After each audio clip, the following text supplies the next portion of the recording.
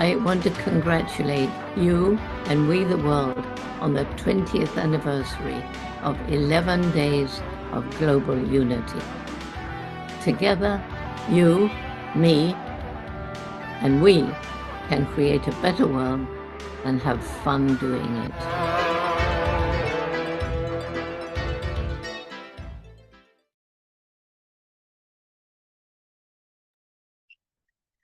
Thank you, Dr. Jane Goodell, for helping We the World and all our partners to celebrate over 20 years of 11 Days of Global Unity. And thank you for joining us. Welcome to the 11 Days of Global Unity. My name is Birgit Ben-Eli, and I'm the Director of Strategic Engagement and International Outreach for We the World. Today, I'm excited that we will be joined by our special guest, Nina Reich, who will be talking about peace, the 11th theme of the 11 Days of Global Unity. For the full 11-day schedule, you can register for free by going to 11daysofglobalunity.org. That's the numeral 11. There you will find access to all the 11 days broadcasts. You can also visit we.net to take action with the 11 campaigns for change, subscribe to Trans Magazine, and you can support this global work by contributing at we.net/donate. A heartfelt thank you to all of you who make this possible. Before we bring on our speaker, I'd like to take a moment to acknowledge some of our incredible partners who we support and collaborate with during the 11 Days of Global Unity and throughout the year. The UN International Day of Peace NGO Committee, Peace Day Philly, the Unite for Peace Coalition, including the Unity Earth, the Sign Network, One World, and Hubcast Media, the Awakening World, We the World, May Peace Prevail on Earth International, United Religions Initiative, Pathways to Peace, Global Silent Minute, Children of the Earth, Climate Week, the Deep and Rapid Transformation Convergence, Good News Broadcast, and Times Square and Pace Bene Nonviolence Campaign. Together, these groups represent millions of people working to achieve global unity and peace.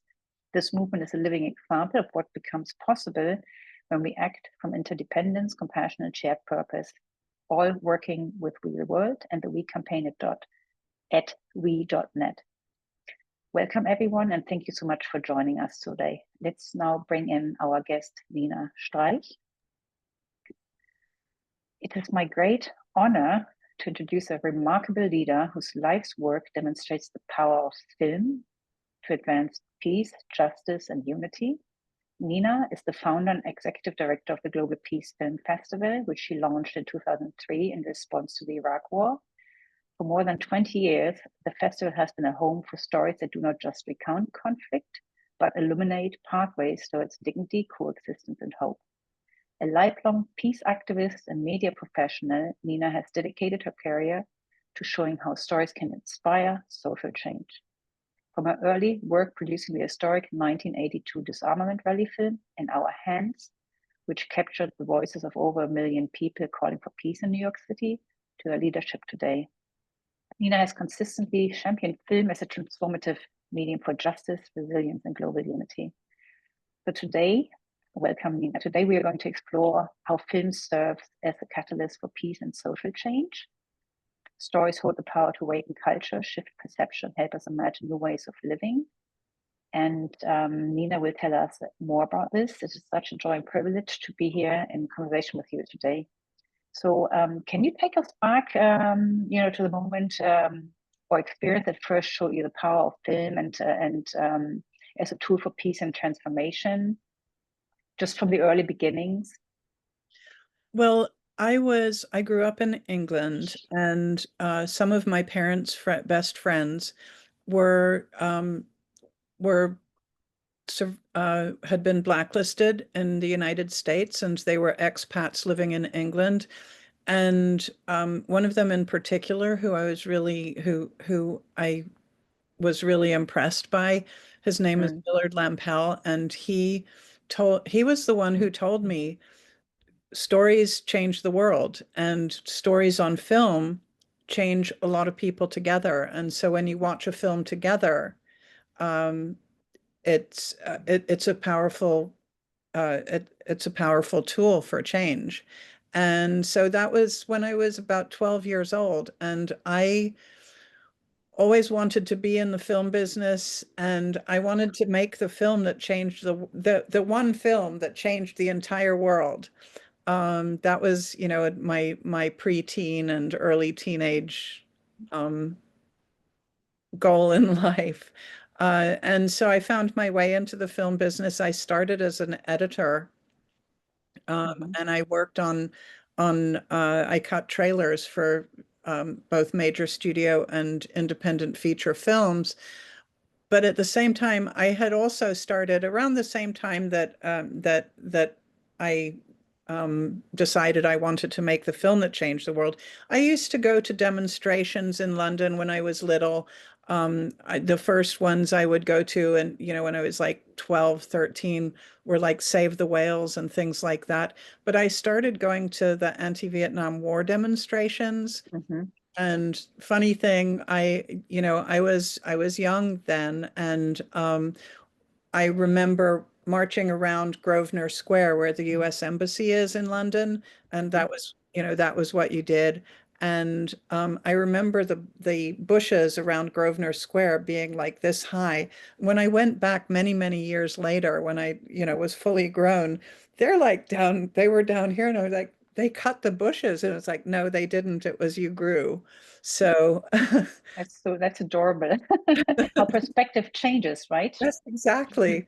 Exactly. So, so anyway, I got into it. I always went to demonstrations, and I started doing the PR for demonstrations. And when I moved to the United States, just before the first UN special session on disarmament, I volunteered as the media to do the media coordination from that. And so, as you mentioned, the film In Our Hands, when the UN second special session on disarmament happened, I actually applied for the job as media coordinator, and became the media coordinator for that effort, which was just an extraordinary event. And because I was because I was so interested in film and was actually working in film. I was an assistant film editor at that time. I was particularly concerned about making sure that all the independent filmmakers who were shooting on 16 millimeter at the time had access to the footage that they need to make the films. And what ended up happening is we had a group. I found one filmmaker who was doing a film on disarmament, needed footage from the rally, and I said, well, we should collaborate. And I can only give access to the speaker, the media platform, to a limited number of filmmakers. So what I suggested was that anybody who needed footage could go to this producer, director, and if they donated their footage to the film, then they could, in exchange, get the footage that they needed for their films. And this turned into this documentary In Our Hands, which is available online, and had the participation of 43 cinematographers, Wow, hundreds of volunteers. We that's impressive. expected maybe 16 cinematographers to participate, and they just came out of the woodwork. And That's incredible. yeah, it was amazing. And in fact, somebody heard about it who wasn't even part of the group and just mailed their footage in from Northampton, Massachusetts. And beautiful segment of that's in the film of the group, the bus that was hired from Northampton and drove down, you know, the long way to New York City from, you know, very early in the morning. And it is a very important segment of the beginning of the film. Yeah, the story is just incredible how you created that. And what I like to, what I also, I mean, it's amazing that you started so early as an activist, as you just said, age 12. That's incredible.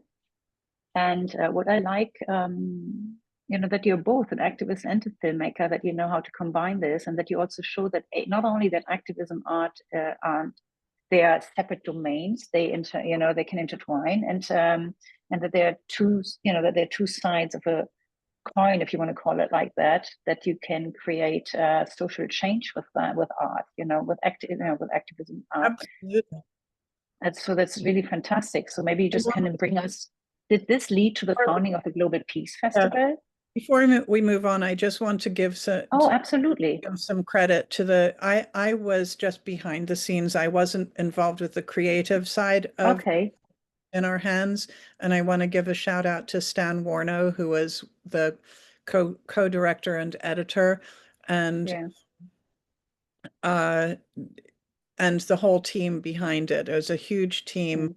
And I saw the film as it went on, but producers are not in front, don't make the creative decisions in the room. So that's true. Just want to give it. No, I appreciate it. Thank you so much. But so I'm just thinking, I mean, that's a big jump already. But so the film was from 1982. You found it in 2003.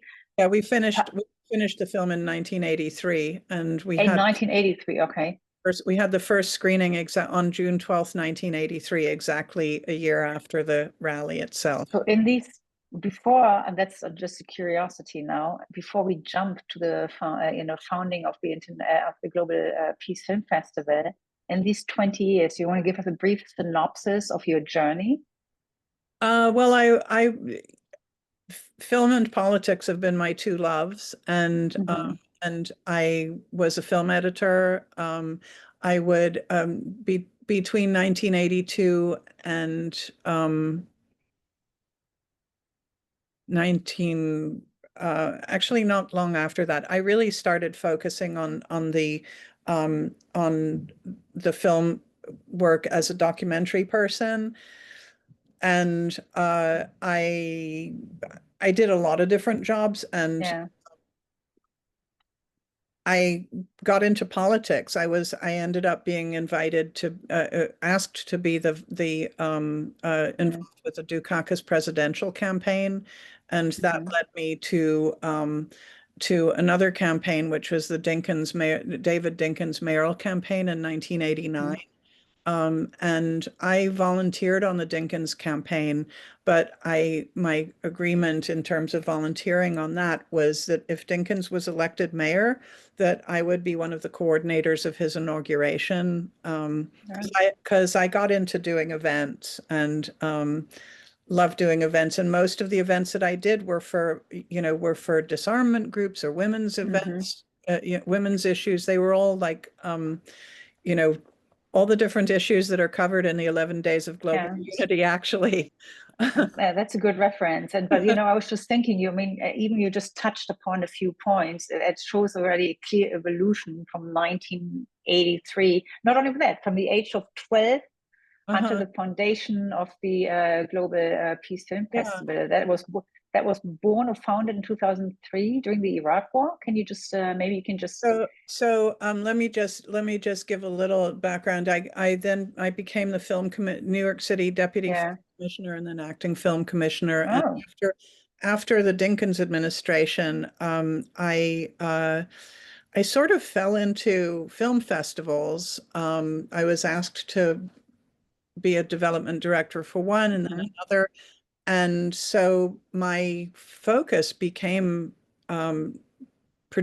managing and producing film festivals. And as a film festival person, you are sourcing films. You're not actually making films. And when the Iraq War started, and I was always an activist. I was on the board of Manhattan Neighborhood Network from like 1996, I think it was, something like, or 8, something like that. And in 2001, when the towers fell, Manhattan Neighborhood Network, we decided to that we could. Actually, it wasn't 2001. It was when the Iraq War was starting. We could use our facility to help uplink live feeds to free speech TV, to broadcast out on direct broadcast television in the United States, but also to other countries, to let people know that people in America were actually protesting the war at home. Because obviously, media here was not really covering the anti-war movement. Yeah. And somebody I met through that said to me, "Hey, this guy I know wants to have a peace film festival." And I said I thought he was crazy, but if anybody could do it, would be you. So I went and interviewed, and I was actually hired to create it. This Incredible. New York-based businessman who's a devout Muslim and a conservative Republican, complete opposite of me, who's Jewish and progressive and a Democrat. He hired me to create this festival, and I really had a vision from the very beginning. The minute he hired me, I mean, first of all, our politics were completely diametrically opposite. I had to, and that was the beginning of how do you structure something like this. And I also in the 80s was very active in the anti-intervention in Central America movement. And one of the leaders of that, Charlie Clements, um, he told me one day when he changed jobs, he was doing anti-war work, and then all of a sudden he disappeared, moved to Boston, and started doing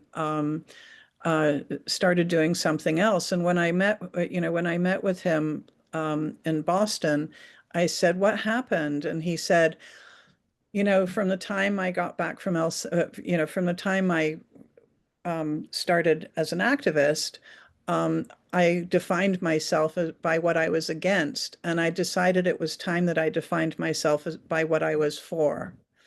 And that was such an inspiration to me that my whole focus in terms of programming the Global Peace Film Festival was not to be a festival really reacting to the war, but a festival that could have a vision of what does peace, how do we make peace? How do we look for models of peace? How do we use film as the vehicle that changes the world? Coming I agree. to your old self. No, I agree. It gives, I must say that the approach resonates with me, and I hope it resonates with many, because, it's easy, not easy. Easy is the wrong word, but to dwell on something negative is not transforming the future. So I love how you approach this, to focus on what we can do in order to build something better. So that absolutely resonates with me. And it fuels not only hope, it also fuels action. So I had this vision at the very beginning of, like a garden, and, an empty garden with soil, and you throw some seeds on it and you water the seeds, especially wildflowers or something. You throw the seeds on it, you water them, you take care of them, and you don't know which ones are going to grow and flourish and which ones aren't, but you have to take care of the whole garden. So you know what? I mean, yeah. I No, I always agree. That's organize the a perfect. festival No. in that way. Yeah.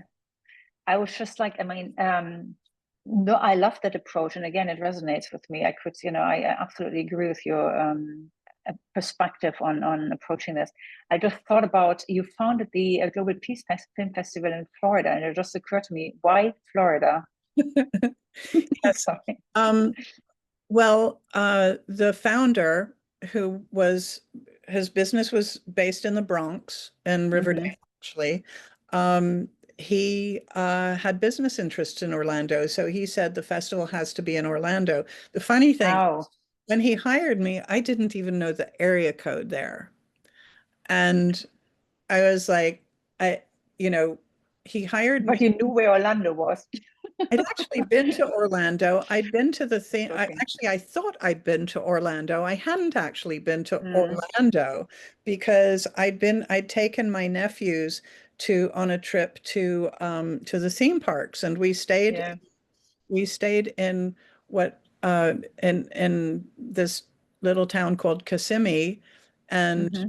one day we went to Universal, and that actually is in Orlando. Yeah. And one day we went to Disney, and then I took them to they were like 8 and 11 at the time, Mm. and I really wanted to go take them to the Space Center the Kennedy Space Center. Mm. And this was before they're grown now. This was before they had rides at the Kennedy Space Center. So it was really about the rockets and about Mm. you know, they had them in a big hangar and everything. And the boys just couldn't care less about that. All they wanted was, they knew what rides at Disney they wanted to go on. They knew what rides at Universal they wanted to go on.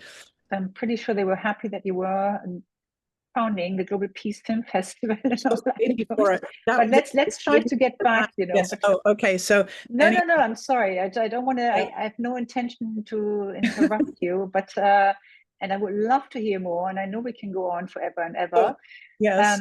But I still like to go talk a little bit more Yes. so about the Global Film Festival, and again, you described your outlook to focus on peace and how it can change to something better and build rather than dwell in what anyhow we all know is bad, but we can't change. I mean, there's no none of us gains anything being stuck in the status quo, right? And just talk about how terrible something is. We have to find solutions of how to change that. So I do love that.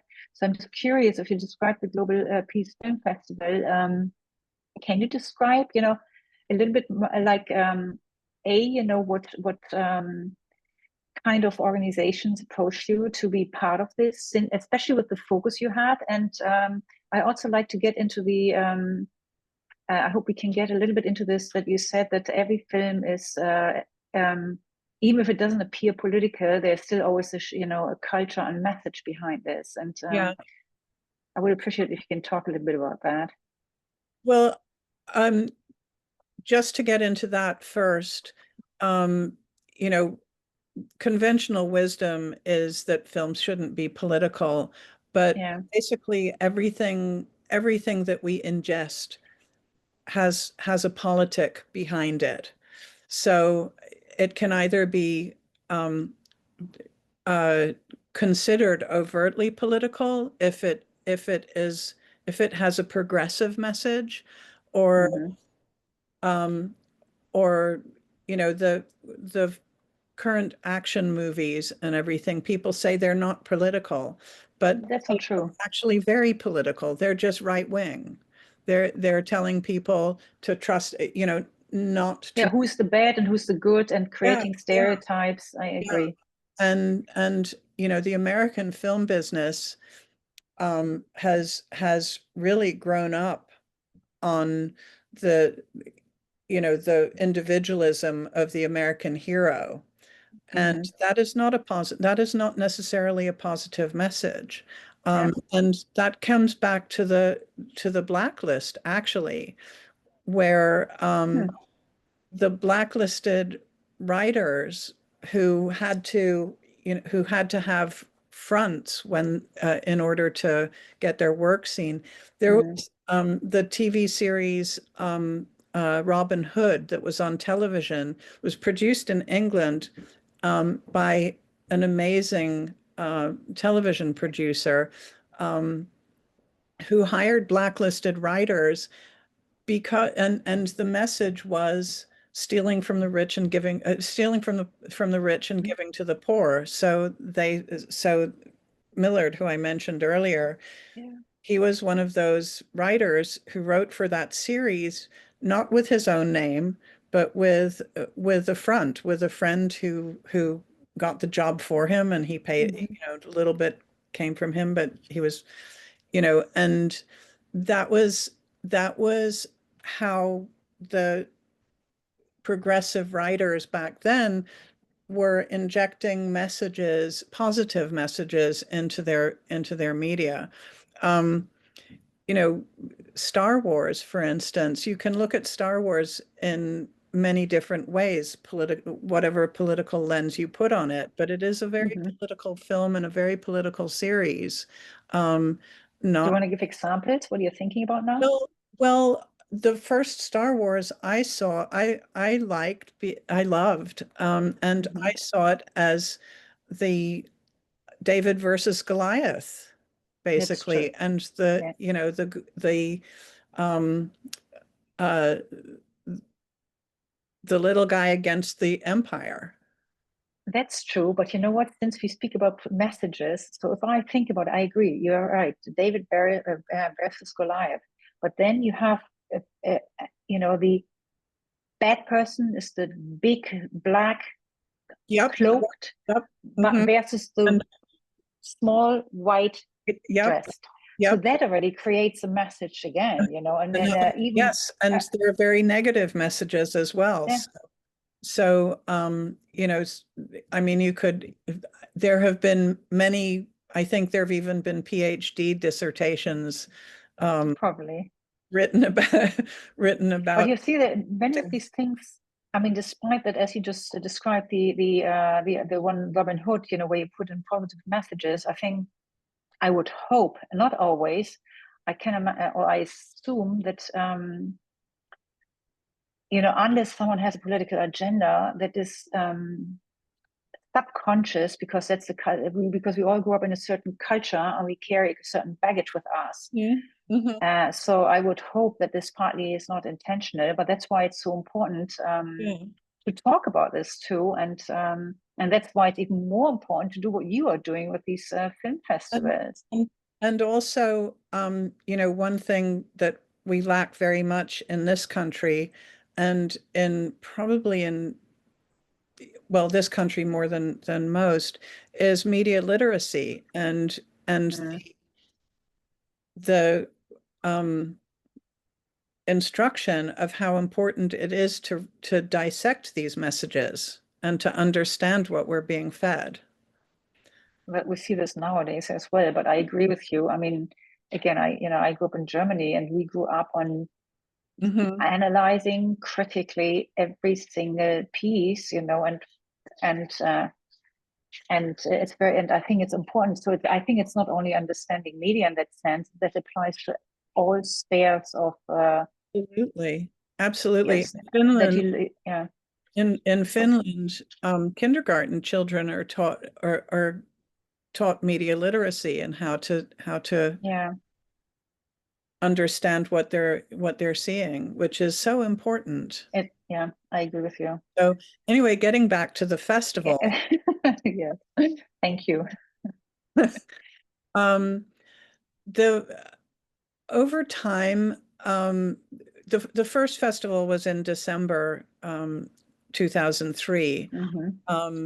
And unfortunately, the founder who had committed the funding for the first festival went out of business. I mean, literally a month before the festival. But he committed to, you know, what he had committed to me. So I was able to do it. But in January 2004, when I came back to Florida, I was like, I have virtually no money to do this, but it's 2004. The general election is going to happen later in November. And I'm doing something for peace in Florida, which is going to be so critical in the 2004 election. Somehow I've got to make this happen.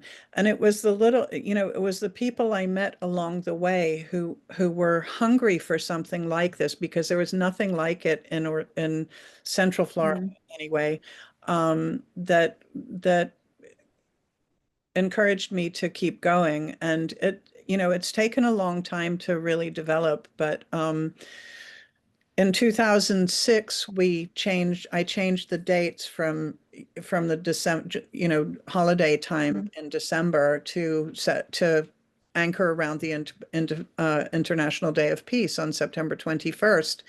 And that enabled me to develop relationships with colleges and high schools.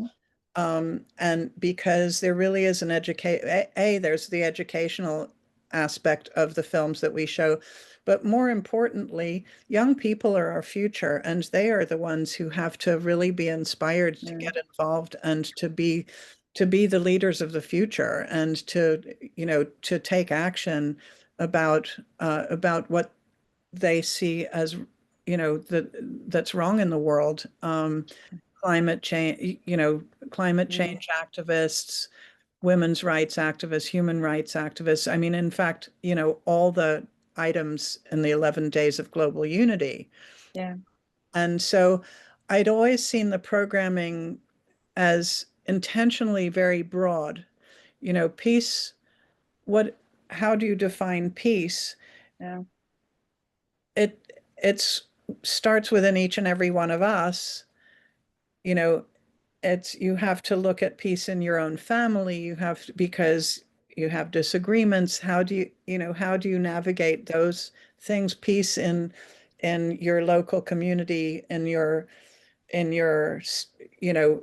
country, and in the world. It's reflected in all of those things. And so one of the things that I'm always happy about is when people say to me, I didn't expect to see a film about that in the Global Peace Film Festival. What does that have to do with peace? Well, everything has to do with peace. It's broad. I agree with you. It's a very, very broad, and you're right. The 11 themes are just one example of how everything is interconnected. And yeah, I mean, peace. I agree with you. Yeah. So peace encompasses every one of those 11 items. And we have films that touch on every one of them, and not necessarily every year, every one of them, but so the way I started really building community, because for years I had the tiniest budget, and it was mostly volunteer. I still, I'm able to pay myself, but not a living wage. I have to do other stuff to keep a roof over my head.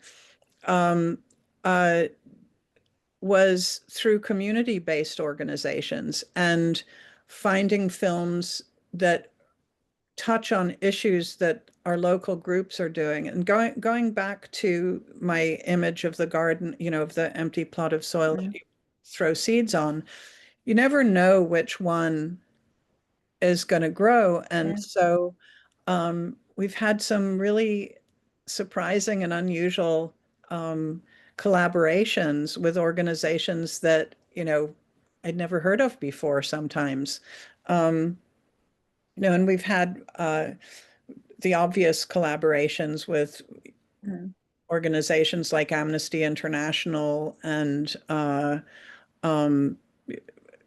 Campus Peace Action and things like that. But last year we had a film called Invisible Nation about Taiwan, and the Taiwan America Association of Greater Orlando got really involved and came out in droves for the film, and that was just wonderful to see. I think that's amazing. So we encourage, we want the organizations to bring their materials. So if they're doing a petition, we want them to pass it around. We want people to sign it. We have a survey that asks questions, not only the demographic questions that we need for grant purposes, but also impact questions like, did the film change your opinion? Did it make you want to do something? What did it make you want to do? So that we can track that our programming is effective on a film by film basis. And that's important. I agree, because you want, as you just said, I mean, you have some intention with having this film festival, and right, it's not about showing and having hope. It's also creating change, and that requires a dialogue. I absolutely agree with you. So we also say about the festival, most film festivals, the excitement is when the lights go down and people are waiting to see the film. But for us, it's even more so when the lights come back up. and people Yeah. are sitting a little taller in their seats and thinking, oh gosh, what can I do? No, I agree. Right. That brings me actually to I was just thinking over these years, it's like 2 decades now, more than 2 decades. Did you see a change in audience? Because you said we spoke about or mentioned how important the youth is and getting the youth involved. Is there a change? And something else I'd like to know as well is there a specific film or an example that on a personal level that moved you deeply or shifted something in your perspective or in the conversation on peace? I mean, in terms of a film that affected me, there's, I'm sure there are plenty. I mean, many. but I thought maybe you can think about just something that pops into Uh, your mind. Well, I'd rather come up with, how it's impacted audiences Absolutely. Okay, go. and Please. things that, things that it's inspired audiences to do. Mm-hmm. And, we used to have the teacher um, moved on. So we no longer have the same relationship with this particular high school. Mm-hmm. Actually, I'm going to go to another example. Again, the professor retired, but there's a town outside, just north of, I think it's north. I'm not good with Mm-hmm. geography. It's like just outside of Orlando, called Apopka, and Mm-hmm. Lake Apopka, it became, this is probably 2 decades ago, uh, an EPA, what's it called, site, pollution. They had to clean up the pollution Yeah. because it was killing the birds and the animals. But what was killing them was the runoff from farms, from pesticide, Mm-hmm. from farm work, from the pesticides in the farms, and that ran off into the lake. And of course, the EPA cared about the wildlife, which is great. Mm-hmm. They didn't care about the farm workers, so who were Mm-hmm. dying, being killed by the pesticides you know that they had to live in. Yeah. And so there was a short film that we had, and this is, in the backyard of Orlando, about called Out of the Muck, which was about a farm worker and her story. And this environmental sciences class at Rollins College, the professor, brought his students to the film, and they decided that they were going to do a project to basically support the farm workers. Mm-hmm. And this was like a 2 or 3 year project that ended up with some Florida legislature passing legislation Mm-hmm. to protect the farm workers. And so That's that was fantastic. that was basically the result of having shown this film. That's an amazing outcome. That and it carries forward because there's an organization that we now partner with called Ideas for Us, which is a wonderful Mm-hmm. environmental organization. And Mm-hmm. the CEO of that organization, I met with him last year, and I didn't know that he was a Rollins graduate. And he said to me, I was at Rollins in, these years, and we did this project at Lake Apopka, which was part of the inspiration for what I'm doing now. Mm-hmm. So That's not only was it the project, but the projection forward yeah, to his exactly. career, and I'm so proud of that. I can Those imagine. those are the things that give me hope, and those are the things that I'm so most proud about in terms of what the festival has achieved. You see, and I was even just thinking about it, and you brought a beautiful example, what gives hope for the future and for peace building. So that's a fantastic example. And so just, we have to come at some point to our end, even though I can continue here, and I love to listen to Yes, you. we should. Um, we mentioned the younger generation. So, and I'm sure you have young filmmakers, but what role do you see in filmmakers and storytellers, in shaping the culture of peace in the future? I mean, I'm pretty sure that you have a lot of young Oh, yes. filmmakers participating, and maybe you can just tell us a bit about the voices of how they see this and how you see that or what you hear. Well, I just want to say I want to, I encourage people, young and old, to tell their stories. I mean, not just young people. Young people will, are our future, but we need the stories of people, baby boomers, giving telling their stories about what happened, what they did during the anti-war movement. There are we can learn from that. Young people need to, tell their stories of it's just really important for people to tell their stories. I agree. I was just thinking it's not just one generation, because we Absolutely. always it's not in it's not, I mean, yes, the young people it's their future. However, I think it's important to bring in And another whatever generation we can yeah, still have, to bring in their wisdom, their knowledge, their experience I to. was I was just going to say, intergenerational storytelling Yeah, is really critical. I agree. I fully agree with that. So unfortunately, we have to come somehow to an end, and so I love the concept that this is a language of hope, and that is film is a bridge to build peace.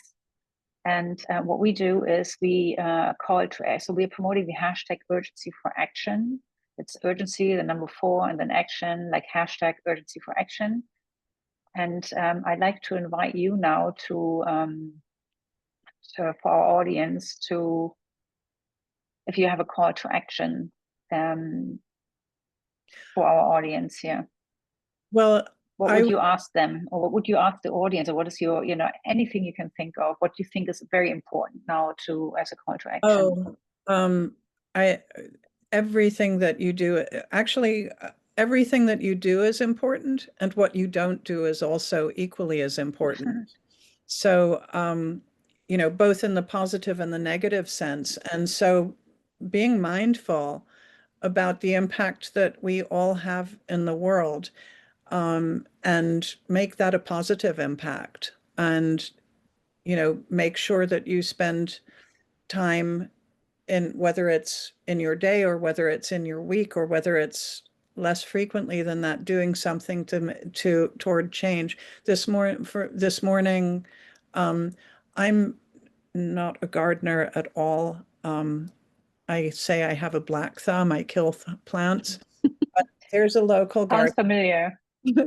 There's a local garden near me, and not it's a park, a teeny tiny little park called Verdi Park, and every Saturday morning, except during the winter, volunteers garden there, and I go garden there for a couple of hours. Actually, this morning I only went for 1 hour because of this, and more often than not, rather than gardening, because all I can do is like rake and pick up trash and things like that.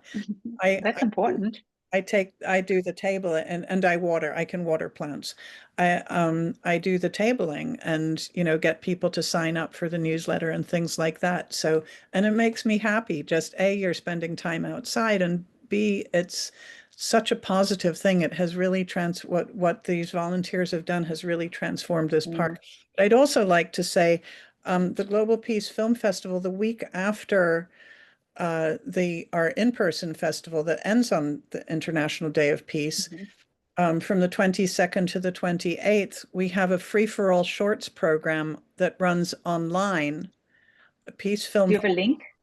peacefilmfest.org, and there will be 32 films that will be available during that week to watch. They're films from different places around the world. Most of them are advocacy films because that's what we look for. And while it's not the kind of call to action we can do in person, many of the films are inspiring and hopefully will inspire some of the audience to A, watch them and watch more, and B, do something about what they see. Thank you. I was already thinking just the work per se that you do is a call to action, right? I mean, that's what you uplift films and voices to build, peace, justice, and unity. So that's very important. And since you mentioned it's important what we do and what we don't do is equally important, I can only invite all of us here to become, a co-creators of a vision of what we'd like to see, to amplify voices of hope and create a culture of peace for all of us. So Nina, thank you so much for reminding us that film always has a moral dimension, which I think is very important to know. And that there's a lens through which we can not only witness how the world works, but we can also imagine and build a better one. And I think that's, again, I really, really love that approach and emphasis. So before we end here, I'd like to, I want to mention the We Power campaign. It's about the power of we. Millions of us coming together to transform our society. So it prioritizes becoming good. And to help us launch the We Power campaign, please go to we.net/We Power campaign. So Nina, thank you so much again. Thank you. It was such a pleasure to having you here. And we look forward to future conversations, hopefully.